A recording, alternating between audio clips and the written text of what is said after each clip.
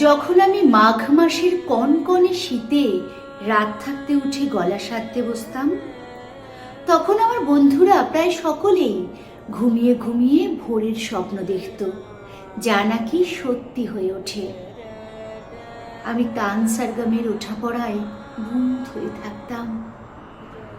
তখন স্বপ্ন টপ্ন দেখা হতো না, কেবল দুপুরে টিফিনের সময় স্কুলের পাশেই বয়ে যাওয়া একলা নদীটির কাছে গিয়ে দাঁড়াতাম আর বলতাম, একদিন তোর মতো আমিও যাব নানা দেশ, নানা মানুষ আর নানা অচেনার জগতে।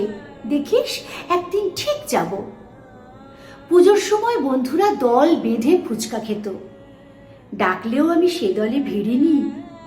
গলার যত্ন। উঁচু ক্লাসে উঠতেই অনেকের বই খাতার ভাঁজে যখন সিনেমার ছবি, তখন আমার ব্যাকরণ খাতার পিছন মলাটে দরবারের নতুন দান লেখা। আমার গান আমার হাত ধরে নিয়ে যাচ্ছিল অন্য পথে। অনেক দূর থেকে দেখা যাচ্ছিল অন্য আকাশ, অন্য আলো, অন্য রং। কোণে দেখা এক অপূর্ব আলোর বিকেলে আমার বিয়ে হয়ে গেল। সানাই, রঙিন বেনারসি, রজনীগন্ধা। ফুলশয্যার রাতে বিসমিল্লা সাহেবের সানাই বাজছিল জয় জয়ন্তীর আগে।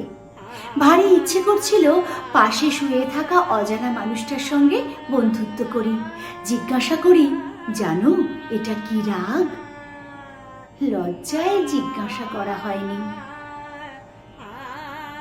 অনেকদিন পর যখন গান আমার হাত ছেড়ে দিয়ে একা ফেলে চলে গেছে দূরে,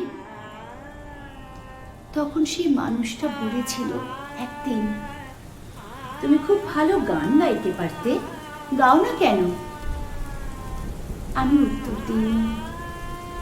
বিছানায় ঘুমিয়ে থাকা নিষ্পাপ এক শিশুর মুখের দিকে তাকিয়েছিলাম নিষ্পলক। আমাদের মেয়েকে গান শেখাবো বড় হলে, কেমন? আমি চিৎকার করে উঠলাম, না! চিৎকারে ঘুম ভেঙে কাঁদতে লাগলো ছোট্ট মেয়ে। চিৎকারে অবাক হয়ে থমকে রইল আমার স্বামীর চোখ।